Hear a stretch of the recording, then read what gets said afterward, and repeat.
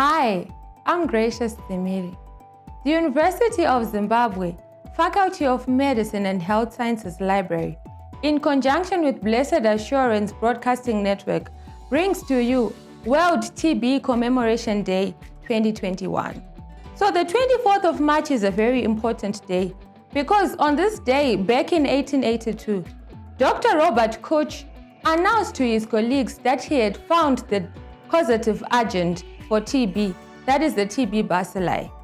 And we take time to raise awareness on the economic, the social, and the health consequences of TB, and also to accelerate our efforts in order to end the global TB epidemic.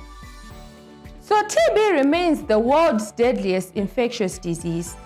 According to the World Health Organization, an estimated 4,000 people die every day because of TB, and another estimated 28,000 people fall ill due to this curable yet preventable disease. But it is also important for us to acknowledge that global efforts have been able to save an estimated 63 million people. This year, we are moving under the theme, "The clock is ticking," and we seek to convey the message that the world is running out of time in order to act upon the commitments that were made by the global leaders in order to end this TB epidemic, particularly in the context of the COVID-19 pandemic, which poses a great threat and risk to the progress that has been made in the End TB campaign. So now, despite successful cure of the disease, chronic consequences can follow as a result of alterations that occur in the anatomical positions which were previously diseased. For example, mycetoma may arise in cavities that were previously diseased, and in addition to that, impaired pulmonary function and focal neurological deficits can also occur. So this is according to an article that was written in 2014 by Maunag Shank et al. Moving on to the economic consequences of the global TB epidemic. We look at it because the impact comes from the great size or the great magnitude of this TB epidemic, and also that death and disease in the developing countries usually occur in the economically active part of the population. And as a result, we see that it is time to act because the clock is ticking. So it's also important to look at the economic burden that is borne by the patient, because a study in 1995 by Saunders in Uganda portrayed the picture that usually the cost or whatever treatment regime that is chosen by any country is usually chosen factoring in the cost that is borne by the ministry and not the cost that is borne by the patient. Whereas, according to this study, it showed that 70% of the actual cost is actually borne by the patient, and hence it is important to factor in this economic aspect. And also with our patients, there are direct treatment costs, but in addition to this, the greatest burden actually comes from illness that is lost as a result of disease, because we all know that TB is a chronic disease. And now let's shift our focus to TB and women. So a lot of effort and a lot of focus has been put on women's health, particularly the reproductive and maternal health, while little effort has been put towards ending TB in women. Whereas studies have shown that TB kills twice as many women as does maternal mortality. A study has shown that there is a high prevalence of infection in men, whilst there is a higher prevalence of disease in women. What does this mean? It means that women are more likely to progress from just the stage of infection to the disease state. And it has also been proven that it is more costly to treat women with TB. That is according to a study by Okoji in 1990.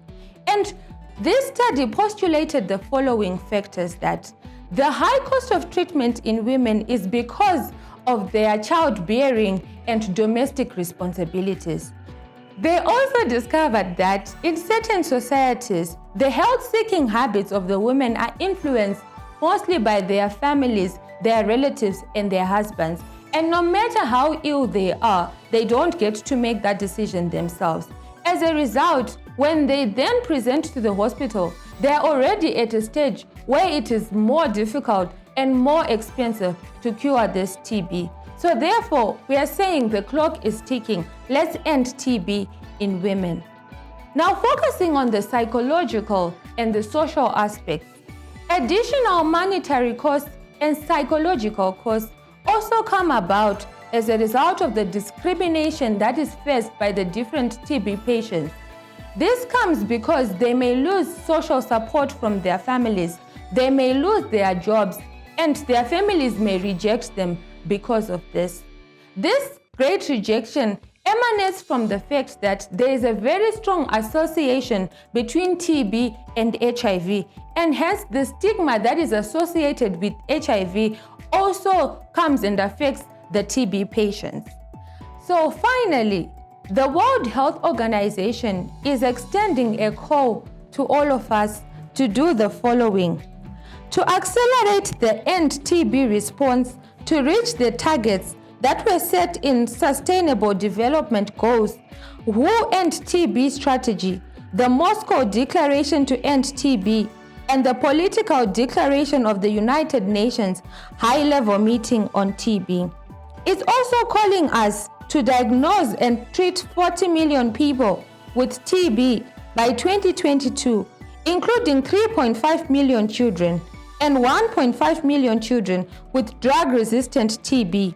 This is in line with WHO's overall drive towards the universal health coverage and WHO Director General's flagship initiative, Find, Treat All, #EndTB.